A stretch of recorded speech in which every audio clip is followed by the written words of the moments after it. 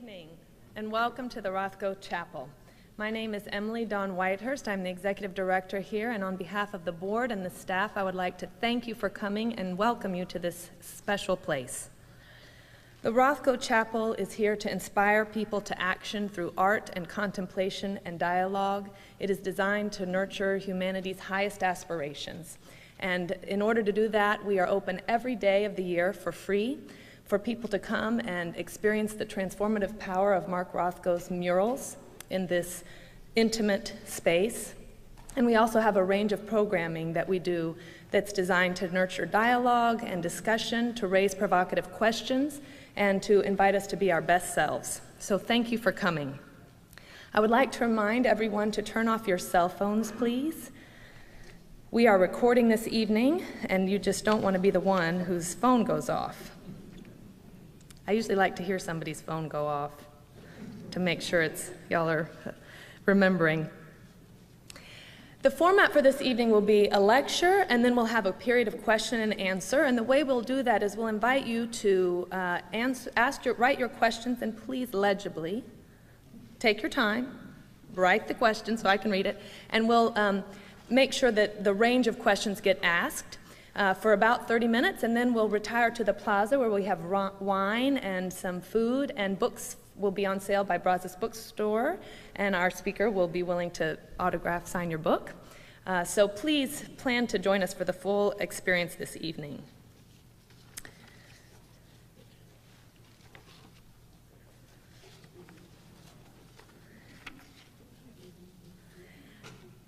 This lecture is entitled The Uses and Abuses of History, and it's the first in a number of programs that we'll be doing this spring that's going to be looking at interpretation. And we have printed in here the range of programs that are coming up in the short term, but I do want to call your attention to a program that's not listed, but that will be in conjunction with the Alley Theater, which is producing the play Red, which is about Mark Rothko, and particularly features the commission that he was struggling with prior to the commission for these paintings here. And the title of the conversation that we'll be having is Fact, Fiction, and Interpretation. And we'll be looking at that play, and Mark Rothko's daughter will be with us, as well as the managing director of the Alley Theater. So if you're interested in history and how it gets interpreted and told, that might be another program that interests you, and that's on March 5th. So I invite you to come back. If you aren't coming back every day to meditate here, mark March 5th in your calendar. Okay, with that, I would like to welcome Seba Sarwar. She's a writer and an artist. She is the artistic and founding director of Voices Breaking Boundaries, that does many things, but what they do is living room art projects, where she is comparing the experience of people in Houston and Karachi. She is recently back from Karachi and is working on her second novel, and has a long-standing relationship with Tariq Ali. So thank you, Seba, for joining us this evening.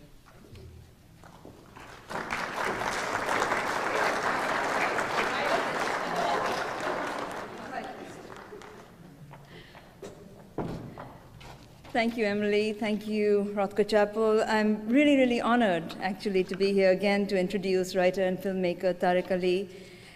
He is, as most of you know, sometimes you do introductions and you can look up people, but when you start looking up Tariq Ali, you can just keep going, and you can just surf the net for many days before, and just keep going still. He's well known around the world for his political commentary, novels, and films. His work dissects the global community in which we live. He was born in Pakistan, and he has sliced open the history of Pakistan through early works: Pakistan, Military Rule or People's Power, 1970, and Can Pakistan Survive, 1983, which I stumbled on when I was in college, and we're back in that same place of survival, as well as more current writings: The Duel, Pakistan on the Flight Path of American Power, which is where Pakistan is today. That was published in 1998. But Mr. Ali's writings are not limited to South Asia. His work explores the globe through a rich array of analysis, including The Stalinist Legacy, Its Impact on the 20th Century World Politics. That was published in 1984. Who's Afraid of Margaret Thatcher, In Praise of Socialism, 1984 also. Clash of Fundamentalisms, Crusades, Jihads, and Modernity, 2002. Conversations with Edward Said, 2005, and The Obama Syndrome, Surrender at Home, War Abroad, 2010. Through his memoir, Street Fighting Years, an autobiography of the 60s, that was published in 2005, Tariq Ali revisits his formative years as a young radical as he encounters historical figures such as Malcolm X, Bertrand Russell, Marlon Brando, and Mick Jagger. He was awarded the Granadillo 2010 at the 7th Fiesta de las Culturas de Granada for his novels, The Islam Quintet. These are 5 novels, the last of which was published this year. It's set in Pakistan, The Night of the Golden Butterfly. The novels are not here today for sale, but they are available on Amazon.com and strongly recommended. Amazing novels that span a long period of time, the 20th century. Over the past 4 decades, Mr. Ali has written more than 24 books on world history, politics, 7 novels translated in over a dozen languages, traveled the world. He's talking, yesterday we were out, he's talking about Brazil. We know that he's all over Latin America. He's based in Europe. He's, of course, going to South Asia back and forth. And he can talk about literally the world as we know it today, a world without borders, through which you can move and you can splice open and you can see movement and issues. He is the editor of the New Left Review, lives in London, and he's at the Rothko Chapel today to talk about his new book and many other things. I know that, having heard him before, he will talk about a lot. His book on history with Oliver Stone. In this, he explores how history continues to be rewritten. Please join me in welcoming Tariq Ali.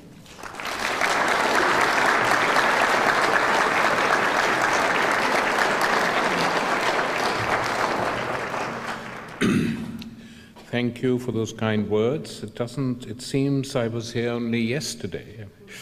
It was, I think, 1.5 years ago, but it seems recent, and it's always nice to be in this space, which is a very, very special space. And honestly, I don't know any like it elsewhere in the world, and I have spoken in most parts of the world. And in very interesting spaces, but nothing like this, so lucky Houston. A few words first about the book. I was trying to persuade Oliver Stone to come down here with me. We did a talk in New York 3 nights ago. But he's busy working on his new film and couldn't make it. Sent you best wishes. Certainly knows about and has heard of the chapel. And the book we did was quite an interesting but also slightly strange one, that Oliver Stone is making a set of 10 documentaries for Showtime called The Untold History of the United States. And in the course of making that, he interviewed me about the 20th century. Really, he sat me down in front of a camera and talked to me, or hurled questions at me for about 7 or 8 hours that day. And the essence of what I said is what is contained in the book on history. I mean, we talked a lot about how history has become downgraded in the world we live, of how it appears almost that people are frightened of history, that essentially the way in which this world functions, not simply in the United States, but in large parts of the globe, the way the elites rule this world, they're not interested in history. And for a long time, within the academy, history was downgraded too. I can tell you shocking things, I won't go on too long about it. In a number of universities in Britain, history departments have just been closed down. In some older universities, they're not teaching anything but 20th century history, as if you can understand 20th century history without understanding that of preceding centuries. So it's a very narrow vision of the world. And this suits certain people, because some of the things that are being done now aren't aren't new. So what I want to talk to you today is how history has not just disappeared, but is often used badly and often abused. And of course, a starting point has to be that the historical process is not linear. It is not the case that history is a line going up and progress and all that. It goes up and down, the historical process. Progress, rationalism, defeat, rise of irrationalism. This has been the case for hundreds and hundreds of years, certainly over the last 1,000 years. And so when you're going through a bad patch, it's worth remembering that there have been worse times before. And there's nothing preordained which says that history has to progress and take the world with it. That is important to understand, though of course the technological and scientific processes that have transformed the world, it's difficult to turn those back. I'm talking now largely of politics and sociology, where it is perfectly easy, as we've seen, to reverse what has happened before, which was considered to be in the general good. I mean, to give you one example, this is something which Oliver Stone and I discuss, and which is in his documentaries, that Roosevelt's New Deal, for instance, was taken, once it had been established, that particular consensus, it was taken for granted. And people assumed that that was fine, that that was something there for them to live under, to live with, to grow with, and then we would move forward.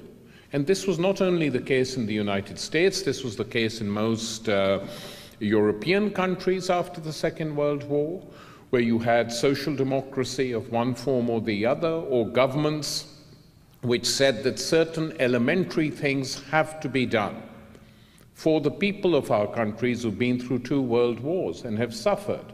And what were these things? In Europe, of course, in most of Europe, it was subsidized housing, free health, free medicine, and subsidized utilities, water, gas, all were controlled and owned by the state. Subsidized public transport to make life better for those who really needed it to be made better. Here you never had a health service as such, and attempts to create one. Even Nixon had a very good health program, which was defeated by the resistance of the medical profession, if one remembers correctly. And Edward Kennedy tried to push through a health bill, which was also very progressive. Nothing like that exists now. But that whole world, which was taken for granted after the Second World War, is gone. A new consensus emerged during the Reagan and Thatcher years, in which it became a dogma and a fundamentalism that the state could not be allowed to do anything for ordinary people. It was not the right of the state to intervene in such a way, and that the market was the only determining factor and would essentially be able to solve the problems of humankind, of governments, of societies. That was the way to go. And that dogma has persisted now since the late 80s. And people have forgotten. The younger generations who have grown up over the last 20 to 25 years have forgotten what it used to be like.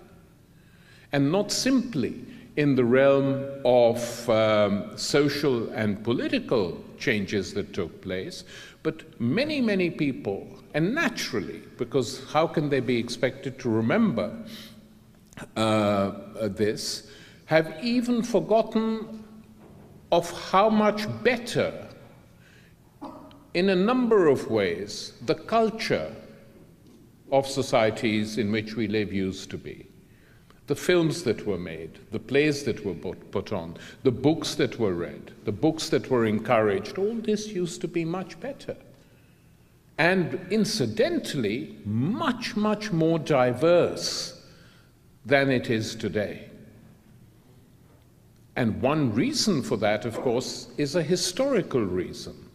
It is that the principal enemy of the Western powers, as they perceived it, was a particularly ruthless form, I won't call it communism, but distorted, degenerate bureaucratic rule in the name of communism, which did not permit these essential freedoms, which did not permit diversity of thought, which locked people up for having different views, which took lives without putting people on trial, the due processes of the law didn't take place, and against that particular political structure, the West, the Western world, under the leadership of the United States, wanted to show what it was like, what it could be like. And that 70-year gap produced probably some of the most creative things in Western society. But with the defeat of that system and its disappearance or its implosion,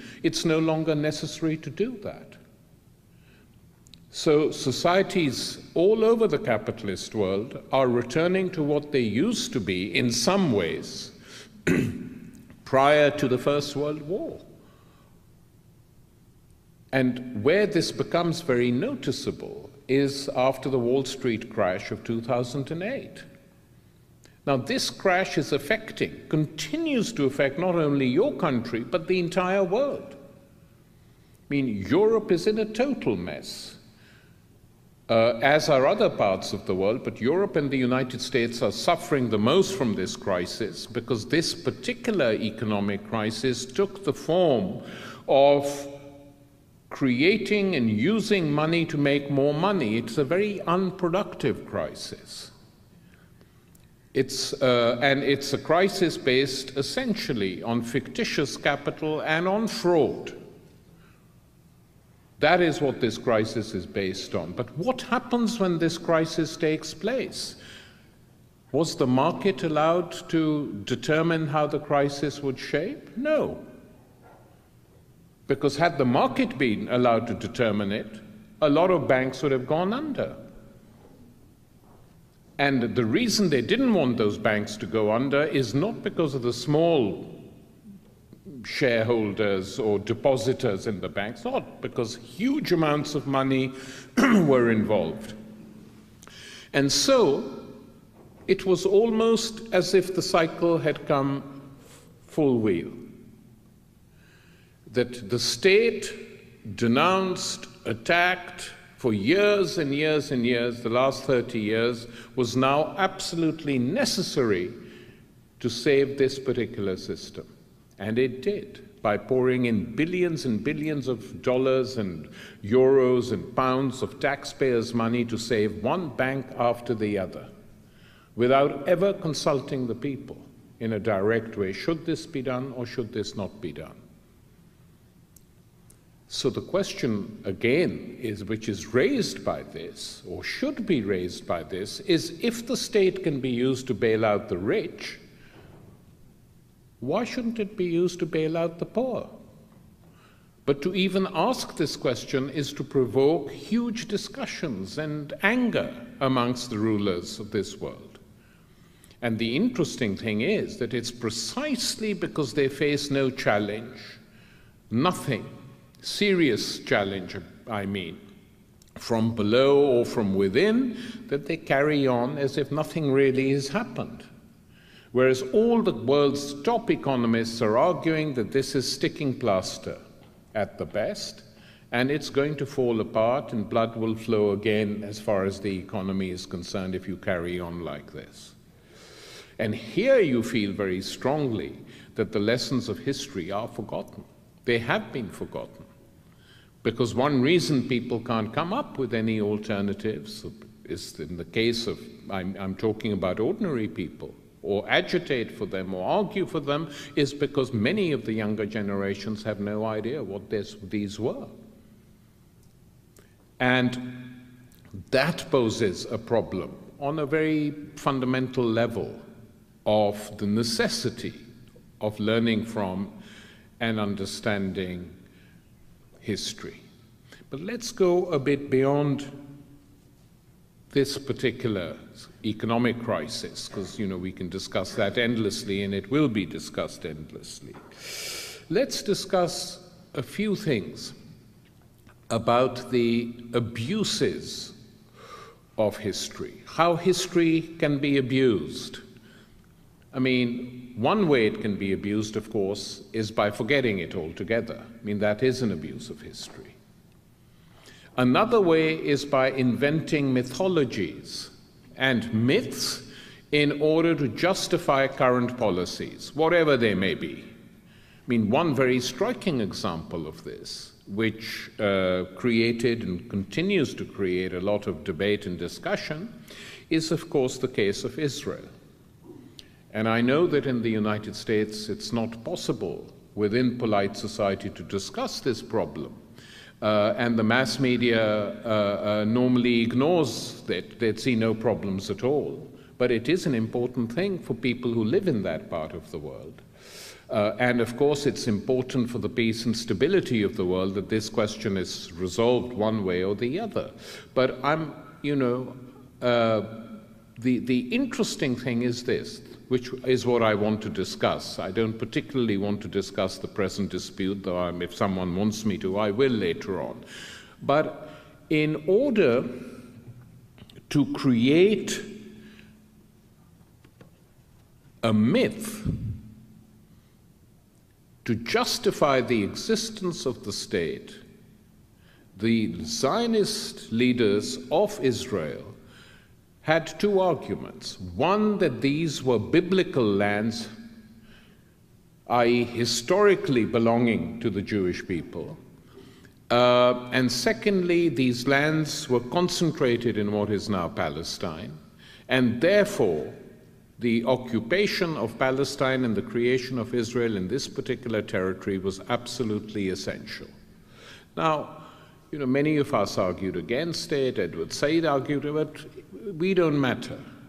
What is interesting now is that a very distinguished Jewish historian, or I should say an Israeli historian, because he prefers being referred to as an Israeli historian, Shlomo Sanz, at the University of Tel Aviv, wrote a very interesting book which created a storm.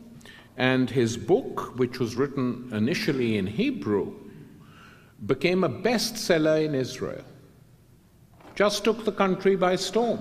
It took some time before it was published in the West, but it finally was, first in France, and then in Britain and the United States, and it created a big debate. And what was very interesting was that Shlomo Sanz essentially deconstructed all the myths of Zionism quite calmly.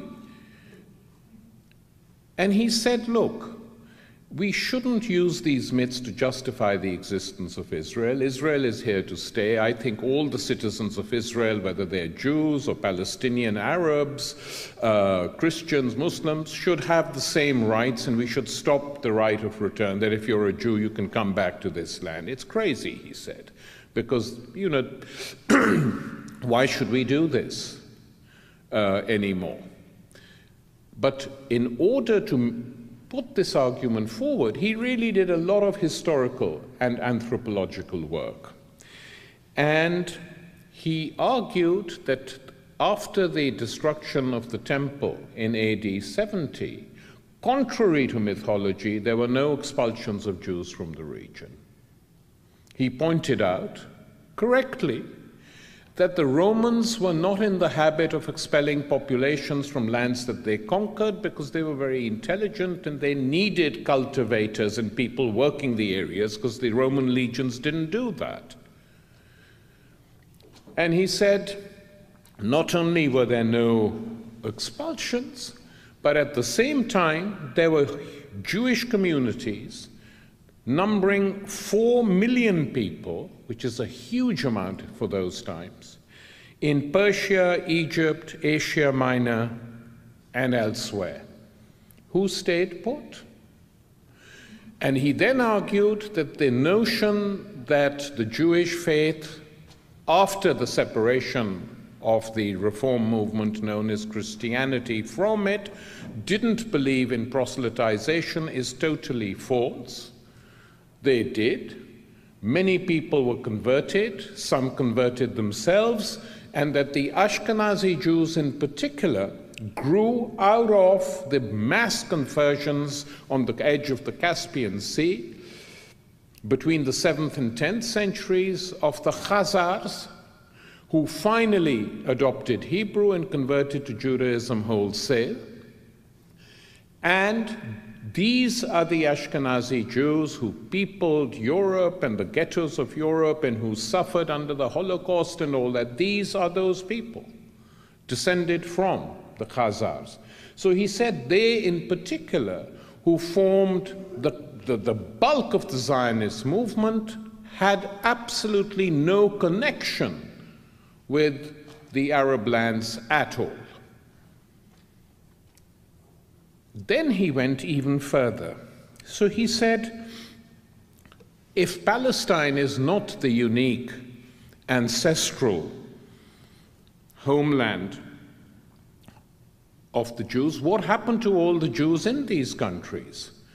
And here he comes up with a devastating explanation. He says, by and large, in their majority, they converted to Islam. They converted to Islam, most of them, not all of them, as many other people did in that region at the time. And he says that the Palestinians, who we have been expelling and oppressing, are the direct descendants of the Jews who used to actually live in this land. It's a remarkable book, and it's created a huge debate. And the debate, he says, is not in Israel, and it's interesting this. Most Israeli historians accept that this is accurate.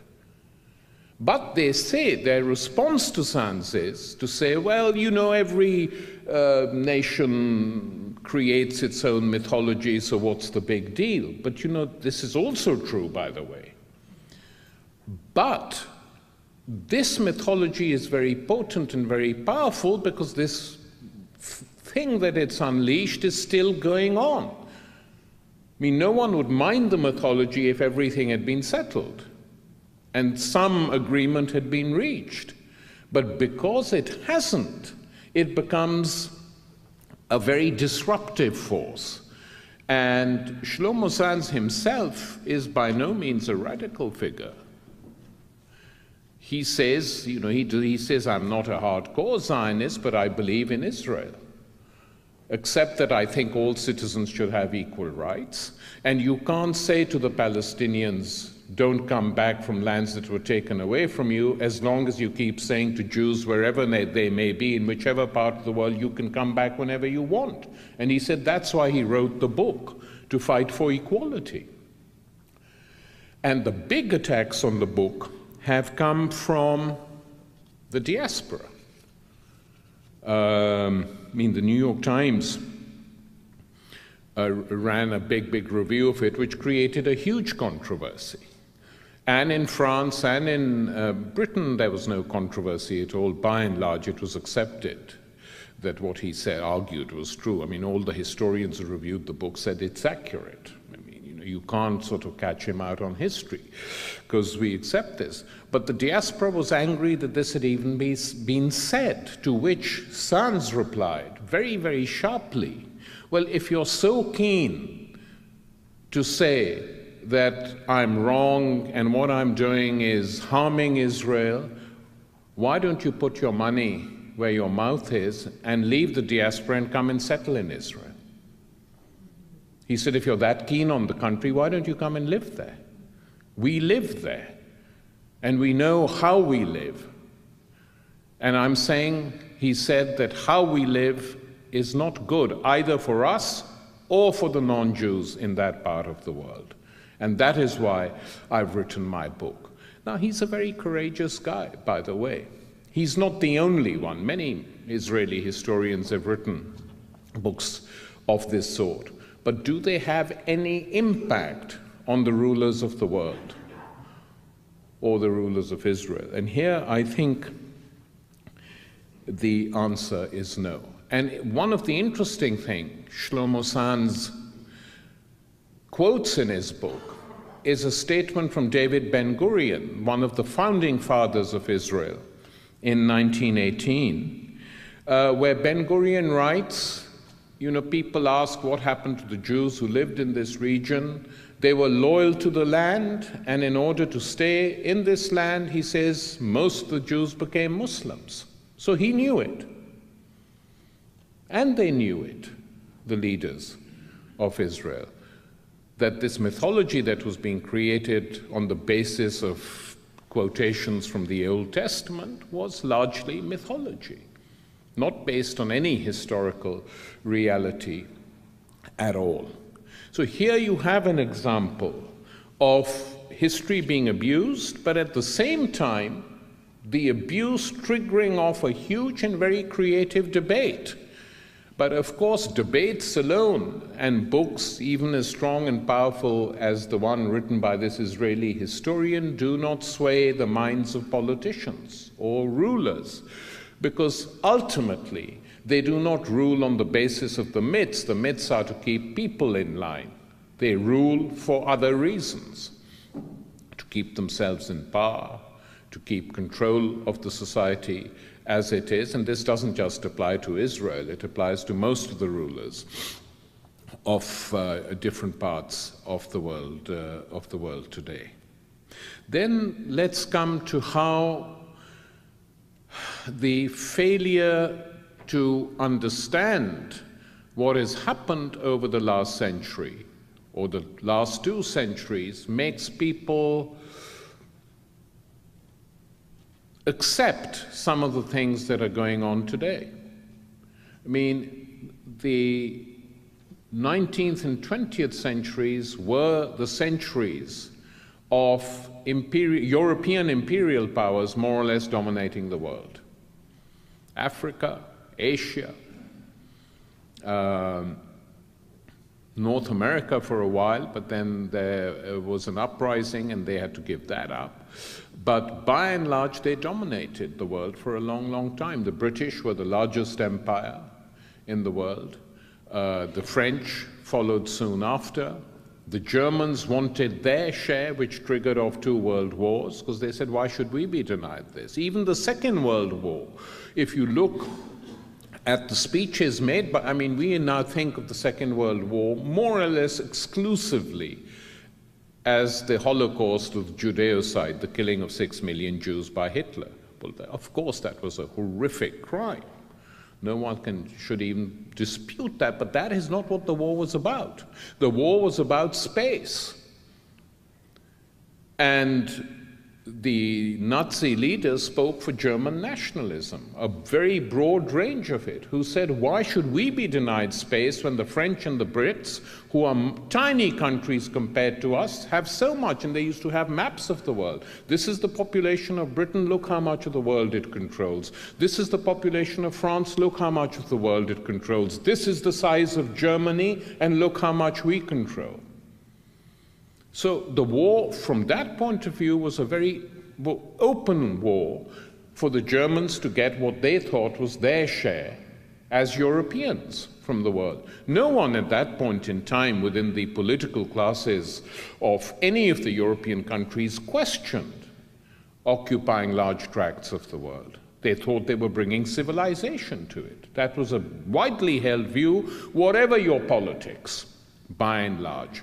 It was only in the 20th century that nationalist movements erupted and began to find support in the metropolitan imperial countries amongst minorities initially.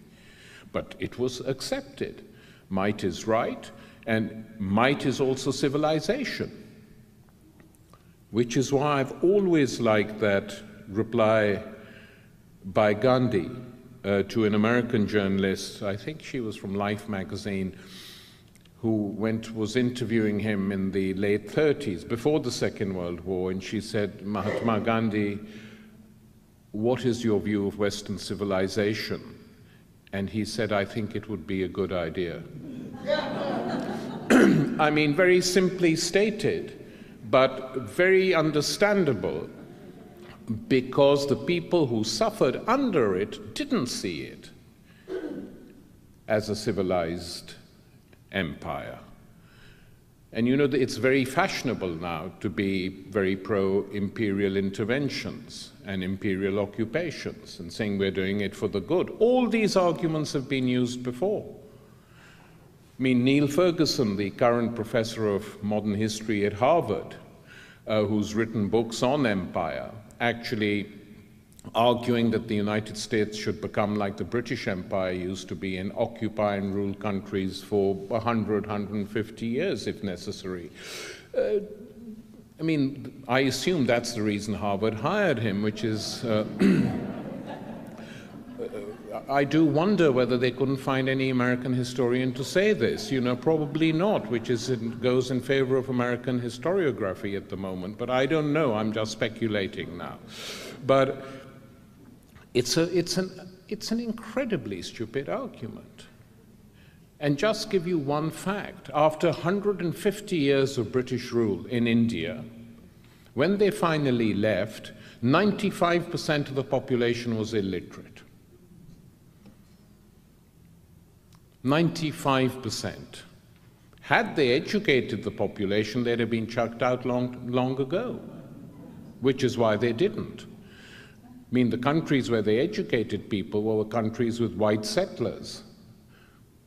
You know, Canada, Australia, New Zealand, where they settled their own people and took those lands, and of course the indigenous people suffered hugely. But where they conquered countries like India or large tracts of Africa, civilization, whatever that means, didn't enter into it. It just didn't enter into it. And this is largely forgotten. There's an English historian who's just written a book on Britain's empire, a radical historian called Richard Gott, Britain's Empire, Resistance, Revolt, Repression, who makes an amazing case that as long as the British Empire existed, virtually every week there was an uprising or an expression of discontent somewhere or the other where this empire was. An astonishing figure. And what it shows is that, by and large, in most parts of the world, people don't like being occupied. It's very difficult to get this through in this country sometimes, but, you know, I promise you it is true. People don't like being occupied, even by large, huge powers with a lot of money and military strength. It's just a natural gut response. And in the 21st century, what are we witnessing? We're witnessing a strange combination of things. One, I think the other point I wanted to make about history was that, contrary to some aphorisms coined by great philosophers in the past, in fact, history very rarely repeats itself. It doesn't repeat itself. It echoes. And these historical echoes are extremely important, wherever and however and from whence they come. These echoes are important, but it is never a repetition as such. So what is happening in the 21st century, essentially, is in some ways an old-fashioned struggle for mastery of the world. But it takes place in new conditions. And the struggle for mastery of the world is taking place with a unique situation that has never existed in the world at any time since humanity began, which is the domination of the world militarily by one single power. That has never happened before. You always had different powers. You know, you go back to ancient times and people think that the Romans were all powerful. Well, they were in the Mediterranean world. And they fought the Persian Empire, which they knew and recognized. They didn't know China. They didn't even know what the Chinese were doing, or how advanced Chinese civilization was compared to them. They didn't know that for obvious reasons, you know. The level of development, geography, size, lack of communication. The traders knew China existed, but, you know, barely. So that has all gone now. I mean, the world is more in communication and in touch with each other and recognizable than at any other time, and for obvious reasons. And in this world, the United States is the single most important power, largely now because of its military strength. The United States has more military strength than the next 10 countries put together. So the notion that it can be challenged militarily by another state is not on. It's unthinkable. The only way it can be challenged is when it occupies a country and people fight back, as has happened to a certain extent in Iraq and to a very big extent in Afghanistan. 2 wars, one war which has sort of finally come to an end, we hope, and the other war which is still going on, the war in Afghanistan, and which is destabilizing that part of the world. But contrary to Ferguson and British imperial historians who support that model, the United States imperial reach has never actually favored that model, if one is being, you know, just factually accurate.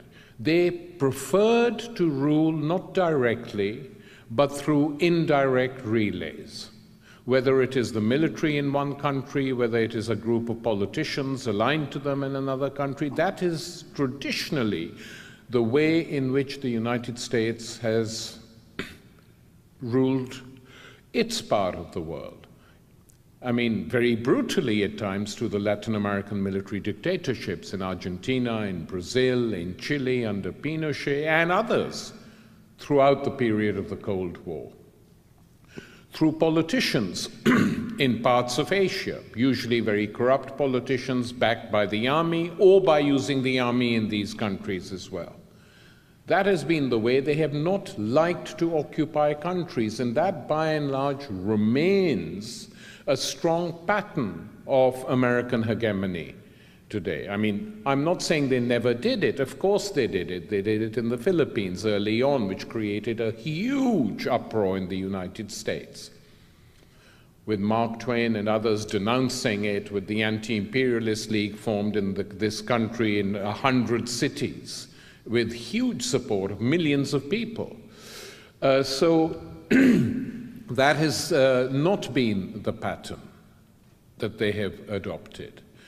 But now, given the strength of US military power, where it's possible to pulverize a country almost without sending ground troops via air power and the control of airspace, if you compare it in the 19th and in the early years of the 20th century, it was naval power which was all important, and control of the sea. And the British, of course, had the strongest navy in the world, for good reason, because that was crucial to maintaining their empire. Well, now it's airspace, and no one has been able to challenge the United States in the conquest of that space.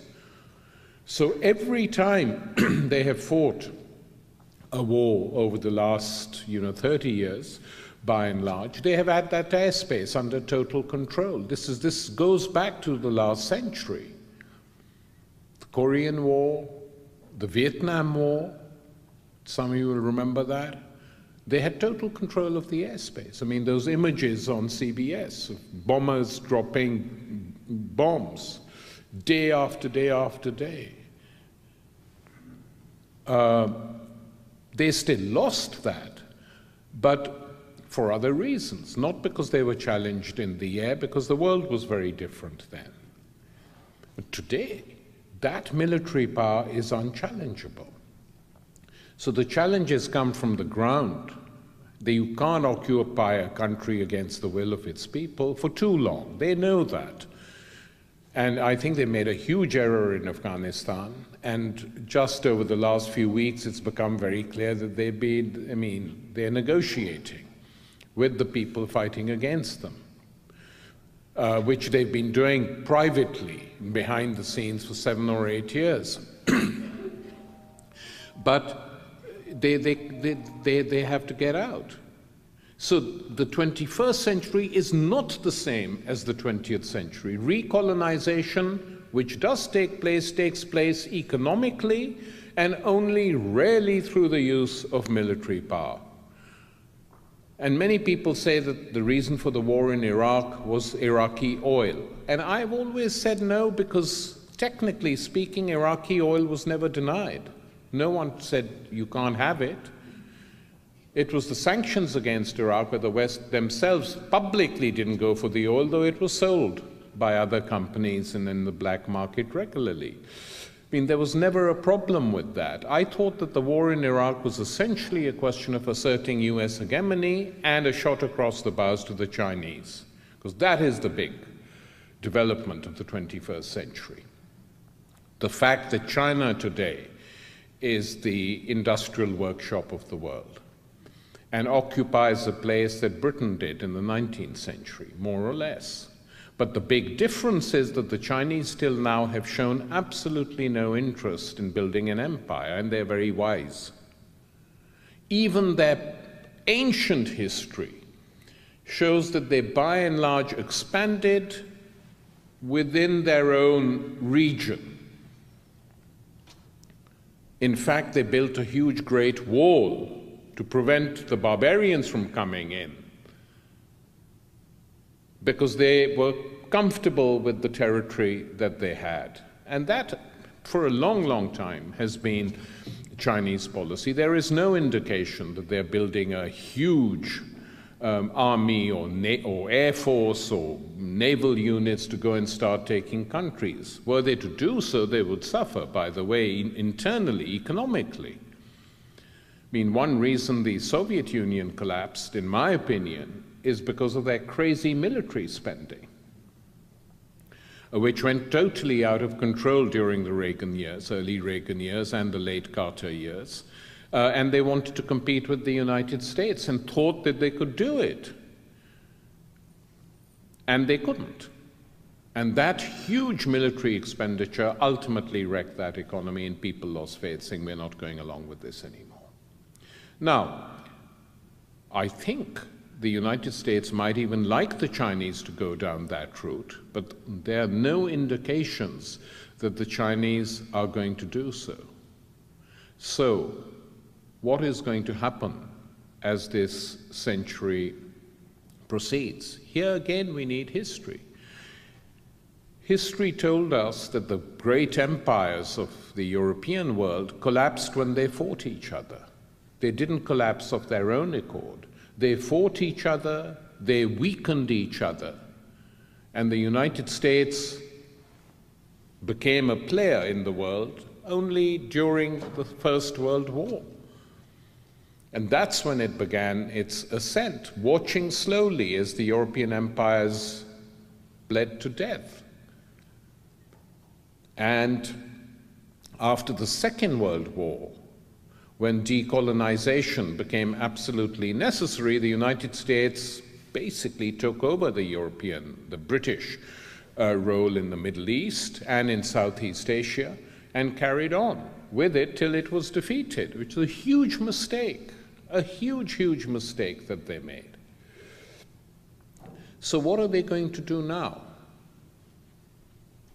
I don't think any power is going to threaten them militarily. So the notion that China is going to take on the United States militarily is just inconceivable.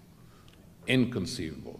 Economically, it has already done so, but largely with the agreement of the United States, because it served the corporations here to cut down on the on US industry and get stuff produced where it was much, much cheaper. It benefited them. So they did it. And in fact, the Western powers who deindustrialized, making themselves ultra-dependent on finance capital and the machinations of Wall Street, and depriving their own country of industry on many levels, created the Chinese giant. And it's not going to be easy now to reduce it to dwarf size again. That's all gone. So will these economic contradictions lead to a new war?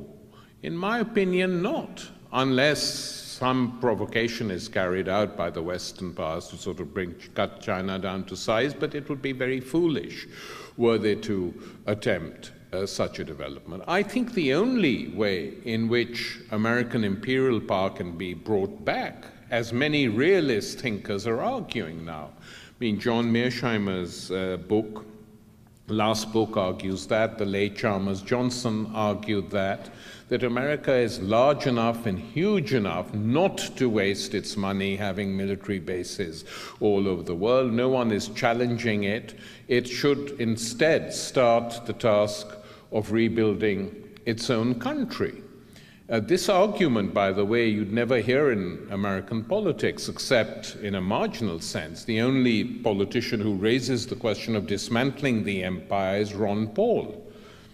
But he's not even going to be the candidate of the Republican Party, though his arguments on that are not foolish, in my opinion, which is why all the opinions polls show that he has more support from the military families in this country than all his rivals combined.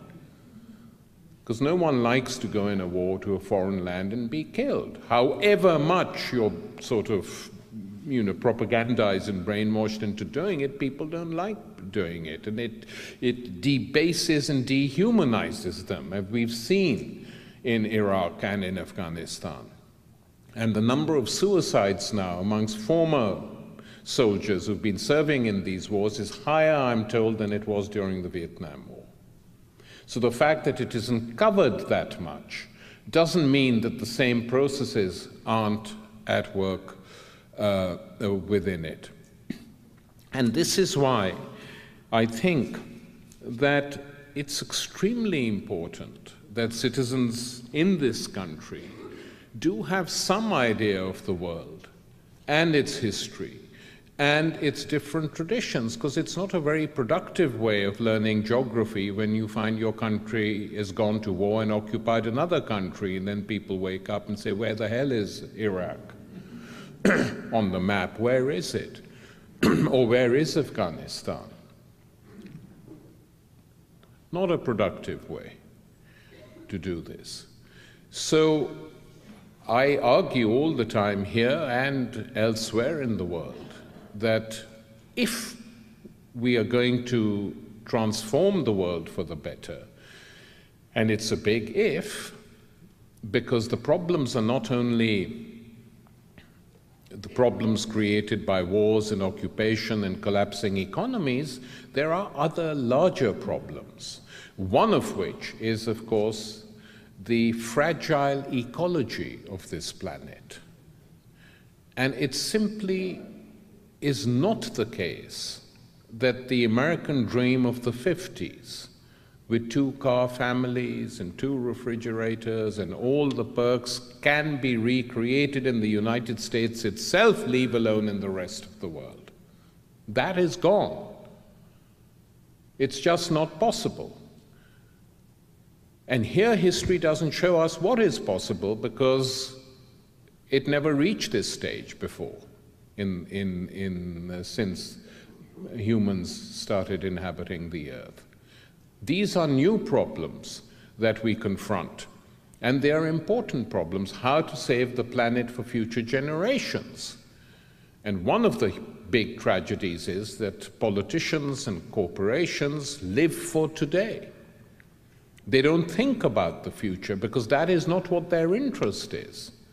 But some of us have to think about the future.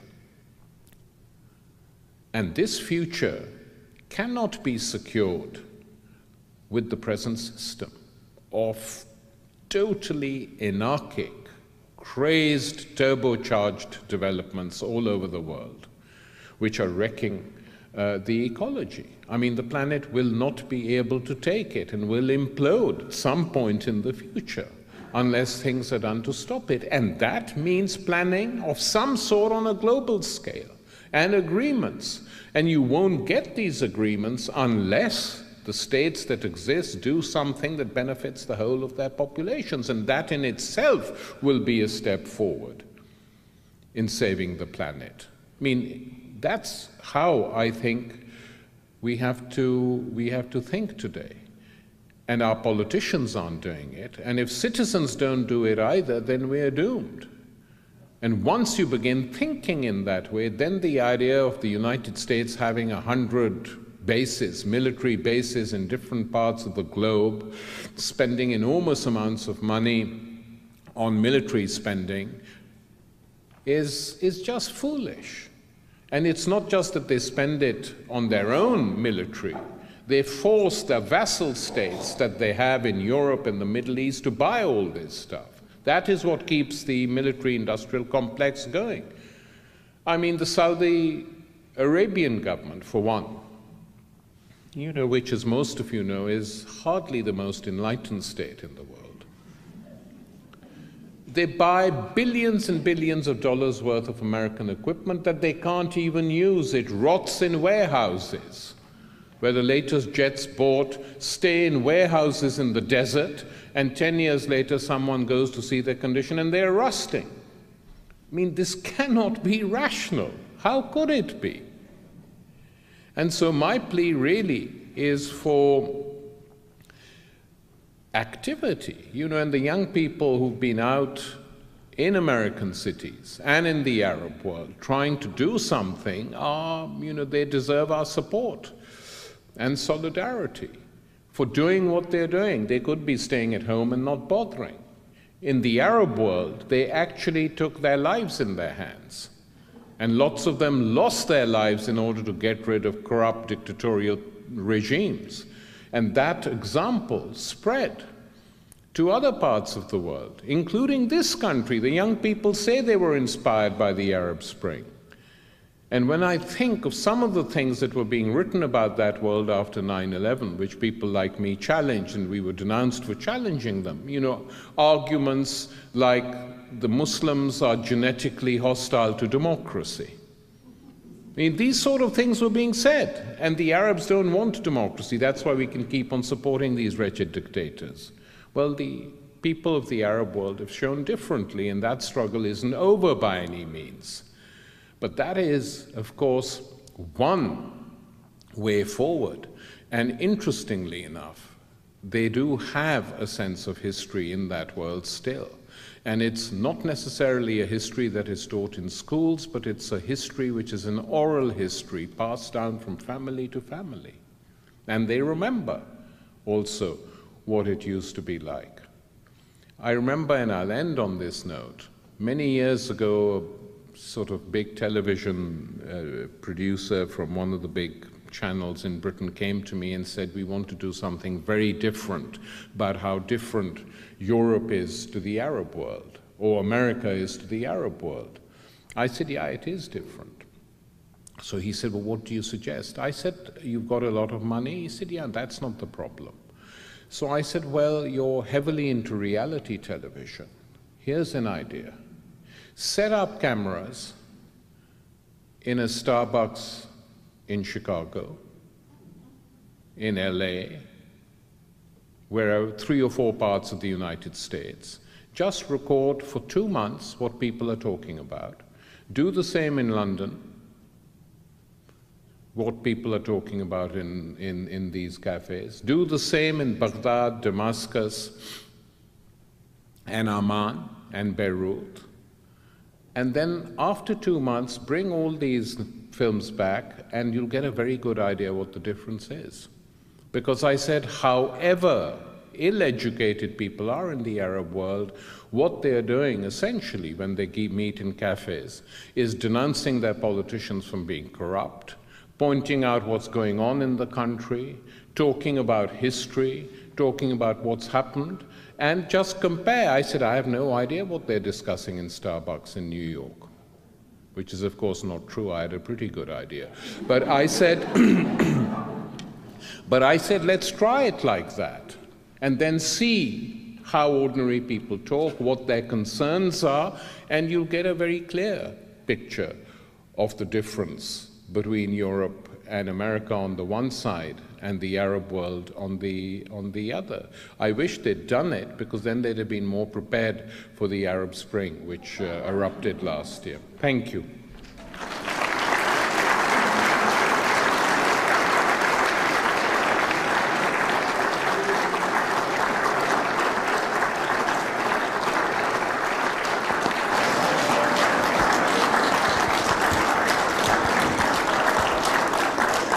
So note cards will be coming up the aisle with pencils, and if you will please take time to write your questions and then pass them up the aisles. We'll be trying to integrate all the questions and make sure that the range of them get asked.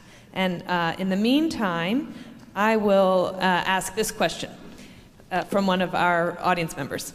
Thank you, Tariq, for your insights. Where do you find your resources for writing your books and lectures? Let's say I want to be directed towards the same sources you read. What are they? Where are you finding them? How can I find them? And finally, why those sources? I didn't understand the first part. The sources for your books and lectures. What are the sources that you read? Well, I read very widely, and I spend a lot of time in libraries, which are very unfashionable these days for reading purposes. And you can find a lot of books there.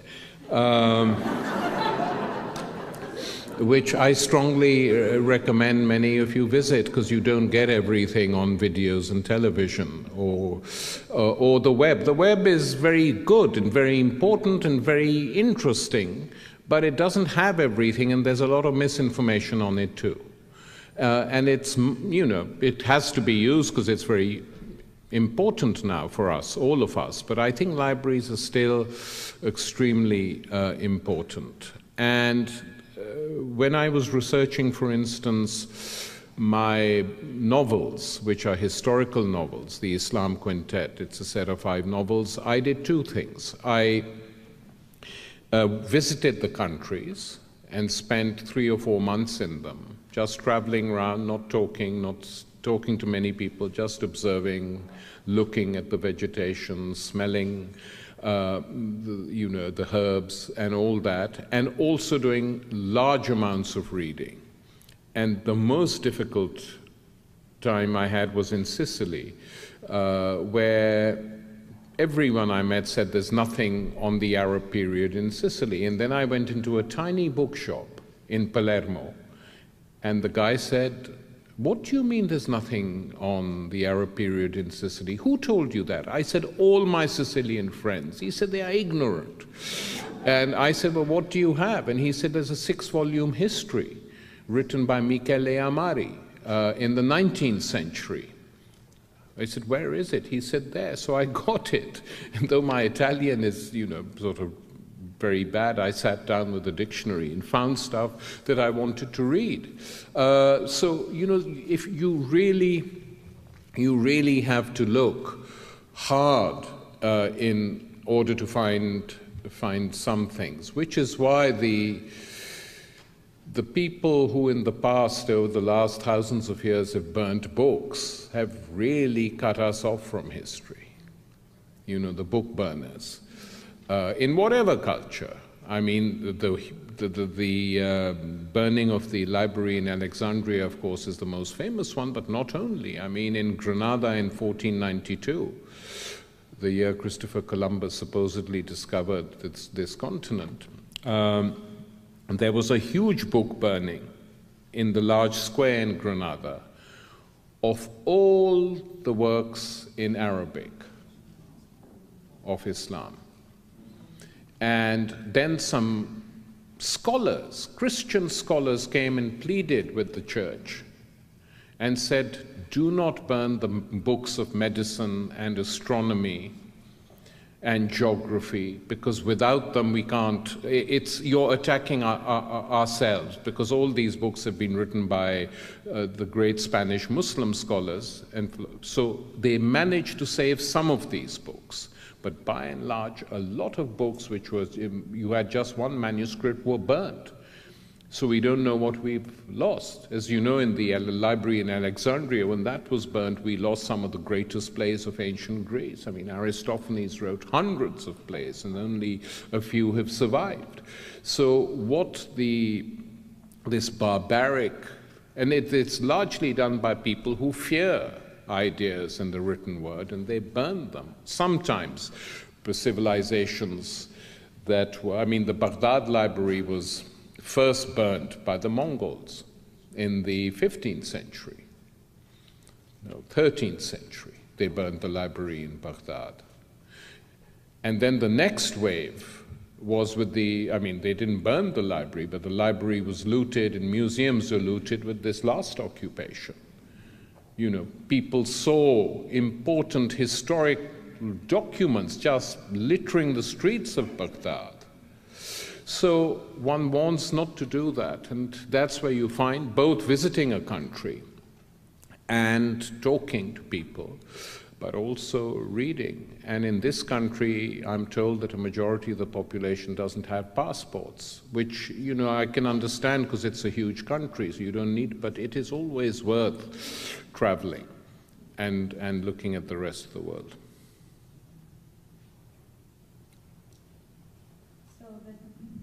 The next series of questions I have is related to immigration and immigration policies both in Europe and in the United States, and how that, how the enforcement of those policies is connected to revisionist histories or attempts to deny certain histories, such as, say, the banning of Mexican-American studies in... Such as what? The banning of Mexican-American studies in Arizona or such things. Well, look, I mean, let's just start with the United States on this question. I mean, I find it deeply ironic as an outsider coming here and finding this hostility to migration from a country which was built on migration. I mean, what is the United States of America? It is a country of migrants, European migrants. Why are they so hostile to other migrants? It's bizarre, really, if you think about it. And it's not that they don't need them either. I mean, when there was a strike by migrants some years ago, it showed what could be closed down, what could be done, and what couldn't be done. So, you know, they needed migrants so badly in the early years of this republic that they developed slavery into an art form.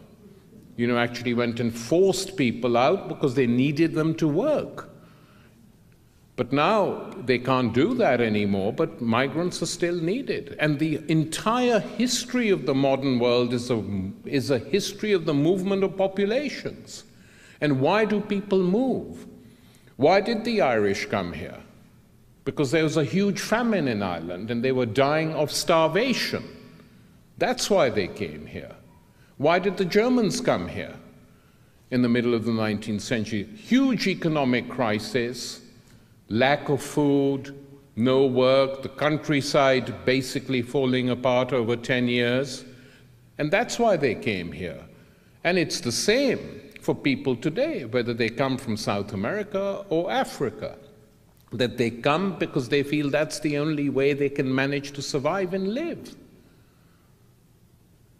So the hostility in the United States is really, to me, very bizarre. I mean, the late Samuel Huntington expressed one version of it when he said that the big danger for us now is not Islam. He said, or civilizational, in his last little book that he wrote, equally wrong. But it comes from these Catholic migrants coming from the South because they're going to challenge the WASP character of the American ruling class. He more or less said that in so many words. So it became a Catholic-Protestant struggle. He didn't mention race. which of course plays a huge part still in this country, but it doesn't make sense. It doesn't make any rational sense from the point of view of a modern state like the United States, whatever your political beliefs, to stop immigration. And in Europe, the migration to Europe, and here too, by the way now, is linked very much to imperial policies. I mean, when you have NAFTA, when you have what has been happening in South America over the last 50 years, it's hardly surprising that people come here. When you have wars in Korea and Vietnam, and you get out of there or you lose in Vietnam, a lot of Vietnamese, or not a lot, but a number of Vietnamese who backed you want to come and live with you. And the same will happen in Afghanistan, is happening.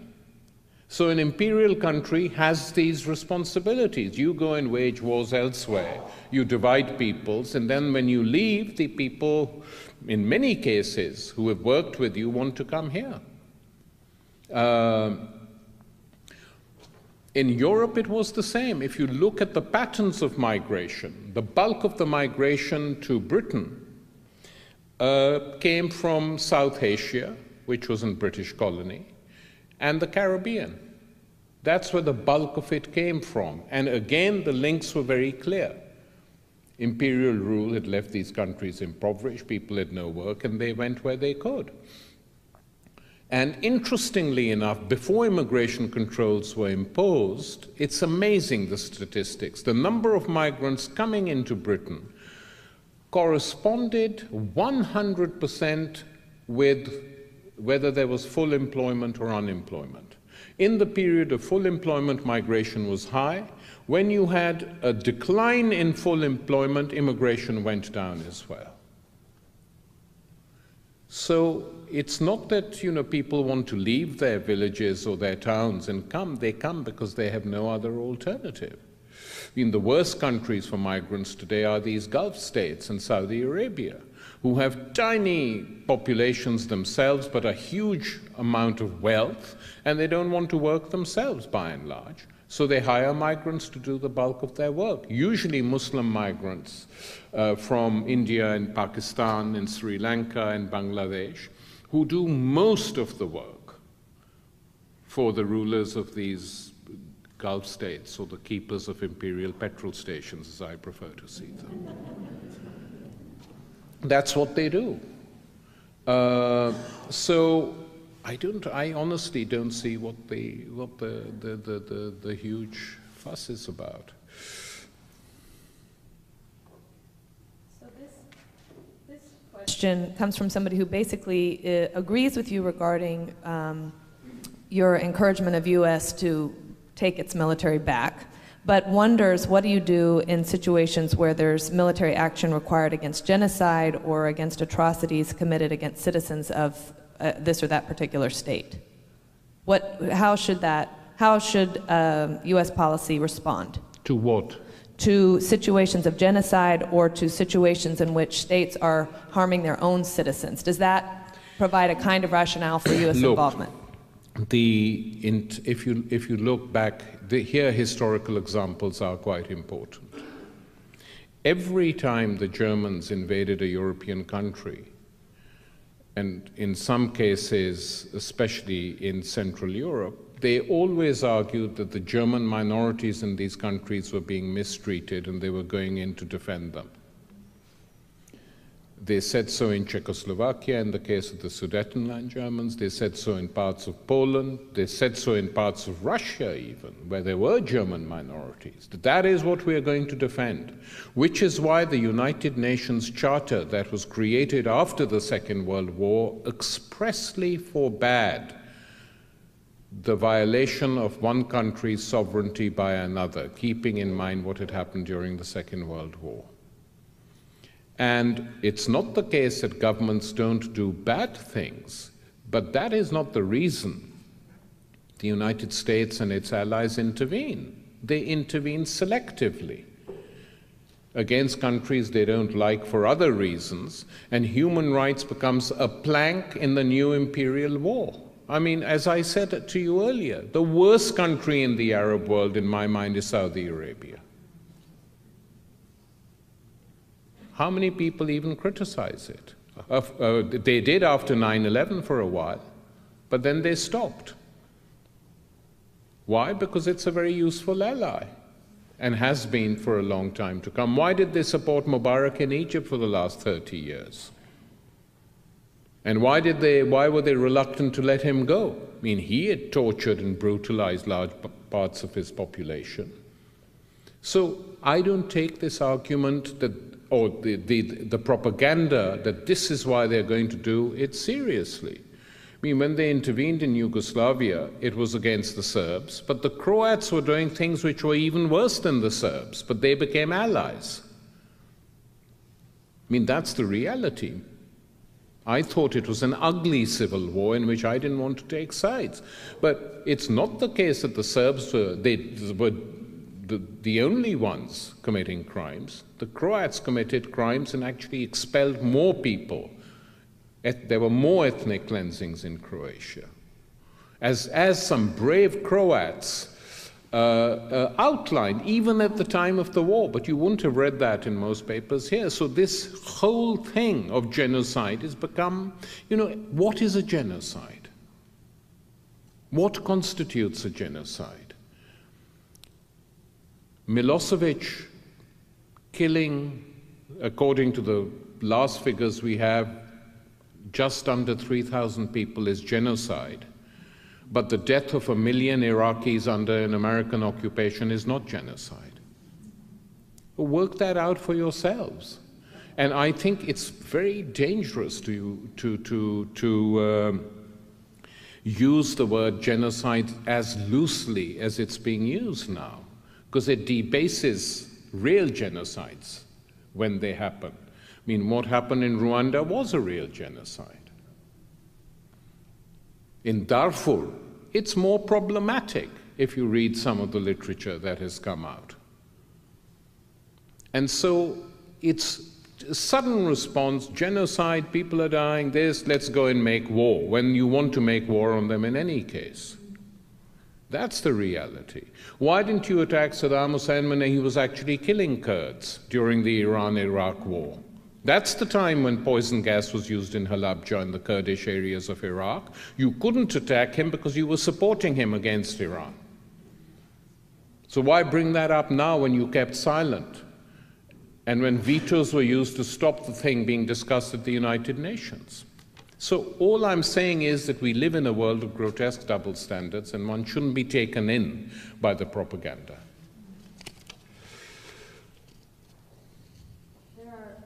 There are a series of questions on the Republican primaries and the different candidates, so why don't you hold forth on that for a little bit? Well, I mean, you know, this is a zoo that you have to come to the United States to really relish. I mean, the Republican Party once upon a time used to be a serious political party. And by and large, not all that different from the Democrats.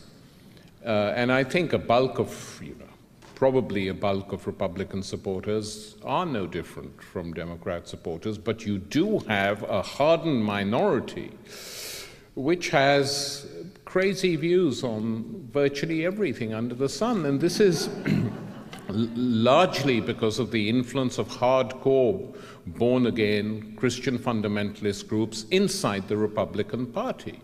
I mean, the United States is very sharp on criticizing Islamic fundamentalism in different parts of the world, but they don't see what's happening in their own doorstep. Or they do see it, but it's, ignored. And, I mean, the fact that, attacks are made on women's rights, on gay people's rights, non-stop, that you can have candidates, Romney saying, even Romney having to pander to his more right-wing rivals, saying, yes, it's necessary, and I will kill whoever I have to kill to do this. I mean, what sort of language is this? So it's pathetic, really. I mean, as I said earlier, I don't agree with Ron Paul. Naturally, I don't agree with him on most of the stuff, but he is the most serious candidate. And were he to be the Republican candidate, which is not going to happen, you would have a serious debate between him and Obama on some issues. Such as America's imperial presence. But he will not proceed. The media doesn't like him. He's never given a real chance to state his views. But I find him the most interesting of the Republican Party candidates. I mean, and Obama is doing what he should do, is just sitting back and smiling, because, you know, let them do this, and unless something unforeseen happens, I can't see him being denied a second term. And you almost wonder whether Karl Rove and the Republican bosses behind the scenes are saying, we've lost this election, doesn't matter. Let's concentrate on the one after Obama and find a candidate who will take the country back from these guys. And this one, you just give up another 4 years. I think, you know, that probably is why you're not having any serious candidates coming forward. I mean, the fact that Newt Gingrich can be taken seriously and promoted as this great, you know, he's a great debater. Great debater? Give me a break. He hasn't come up with a serious idea yet. You know, saying that black people can find jobs as janitors and stuff. I mean, in South Carolina, it's just really pathetic. In fact, it is a real sign of a decline of leadership in this country and what's happening to the political class. And that's another problem when you compare it to, you know, even Nixon and Eisenhower and politicians like that. However much you disagreed with them, there was an argument there, you know. Sorry about that. I think you gave them what they were looking for. Thank you. I may have overpromised in terms of being able to answer the breadth, to ask and pose the breadth of questions that have appeared here, but there are a series of questions on Iran, what's happening in Iran, on Pakistan, on what's happening in South America, and so, you know, if you can weave all that into about 5 minutes, that would be great. Well, we have one more question. Yeah, I'm not going to deal with South America because that is a lecture on its own. It's very interesting and probably one of the few places where positive things are happening in many of those countries. Who feel for the first time they've got elected governments which are sovereign and they feel independent, which they haven't felt for a very, very long time. But that's another subject. Pakistan, likewise, once we start on that, you know, it'll be like a Tom Clancy novel. So I'm not going to. Iran is important. So let me just answer on Iran, and then we finish? Yeah, then one more question. Okay. The situation in Iran is critical now. I mean, for a long time, I have believed that it's saber rattling or rocket rattling. But the way they are now imposing sanctions on that country makes me worried. And for the first time, I'm saying this in public, I am worried now that they might decide to do something crazy in Iran. And if they do, all hell will break loose in the region, have no doubt about it. You know, we warned them Iraq wouldn't be a cakewalk. They didn't listen. Not just we, by we, I mean millions of people. But these millions are not mobilizing again to make it clear that Iran, there should be no war on Iran. What is behind all this? What is behind all this, in my opinion, is very simple. Is that the Israelis do not want to lose their nuclear monopoly in the region. They have nukes and probably are capable of using them if they were really threatened. But no one really threatens them. And they don't want that monopoly to be broken.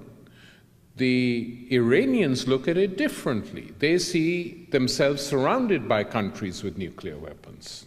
Just look at it from their point of view for a minute. Israel has nuclear weapons, Pakistan has nuclear weapons, India has nuclear weapons, China has nuclear weapons, American vessels, submarines, and warships go through their waters with nuclear weapons every day. And so for the Iranian elite, and broad sections of them, not just Ahmadinejad, they say it's the only way of self-defense, not to use them, but to have them so we can't be attacked. That's why the North Koreans have them, even though that government is crazy.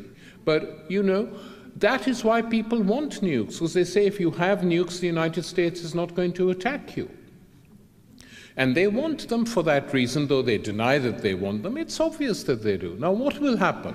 If the Israelis or a joint Israeli-American force goes and knocks out the nuclear reactors, that's war. Because these nuclear reactors are built in different parts of the country. They're not all conveniently in one place. That will be a declaration of war. The Iranians have already said, in a reply to the European countries imposing sanctions on them, that they will block the Straits of Hormuz. They're saying, if you're going to do that to us, we will block our waters in the Straits of Hormuz, where we have sovereignty, in order to stop oil flowing. The Americans have said, if you do that, we will intervene by force.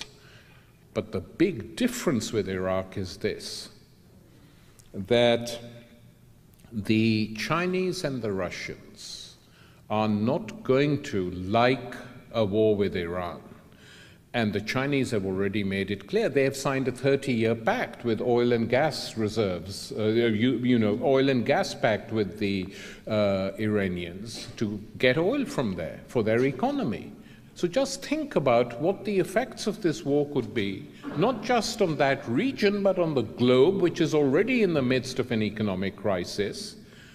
Were oil to stop flowing to the Chinese economy in the way they wanted to, for production to slow down in China, for production to slow down in Europe where it's already bad, you're going to have a massive acceleration of the economic crisis. Now, till now I've believed, and I hope this is still the case, that when politicians have been, going bananas about Iran, the military in this country and elsewhere in Europe have been saying, calm down, guys. We cannot afford a war, another war in that region. And the Iranians are saying, you hit us and we will fight on fronts which you don't even know exist. Apart from the obvious ones, we'll take Iraq, we'll fight on the Lebanese border, we will tell our people in Afghanistan, take them on, join the insurgents, so you will have a lot of problems with us. So militarily it's crazy, totally and utterly crazy to open up another front in Iran. Whether the politicians will do it in the run-up to the next election, I don't know. I'm getting nervous now with these sanctions and with 18,000 US troops in Kuwait, what they're going to do. But it's a very dangerous situation, and I think citizens in this country should be active against it, regardless of the character of the regime. None of us liked Saddam Hussein, but we didn't want Iraq invaded, and it's the same here. It's not a question of supporting the regime, which does a lot of stupid things, but it's a case of coming out and saying, do not attack Iran. And if the nuclear weapons are the problem, let's have a denuclearization of that whole region. That would be the way to proceed. Okay. For the last question, I'm going to combine two. One says, I'm a parent of an occupier and am one myself. A big consideration for young people who want to participate is the threat of unfair arrest, which would have a series of ramifications for them in terms of employment and their future. Do you have any advice for young people who are afraid to protest? And the second one related to young people, we're combining two questions, is this. Dear sir, can you please tell me something hopeful to tell my young grandson about the future of the world? Just a tidbit of wisdom. Well, I mean, to say something hopeful is that if by the time your grandchild grows up, I hope the world will be a better place. I'm not sure, in which case he or she will have to help make it a better one. I mean, there's no magic solutions. The only time in history, coming back to history, when things have changed is when people have moved themselves. It never comes from above. Or if it does, it comes because there is a threat from below. So passivity produces despair. And hope is linked to activity and action. Hope is a very active emotion, and despair is a very passive one. So I think people have to be to think like that, and the same in relation to the occupation movements. You know, people in the Arab world have fought, and they've been killed in large numbers for fighting for what they feel are important rights that they have been denied. And I mean, it's not true that in this country people haven't been killed. I remember perfectly well in 1970, I think it was, that National Guardsmen shot 4 students dead on the campus in Ohio for protesting Nixon's invasion of Cambodia. And those 4 students became martyrs, and 4 million American students went on strike, and it never happened again. So there are lessons in American history which should be learned, that there is safety in numbers, always. Thank you.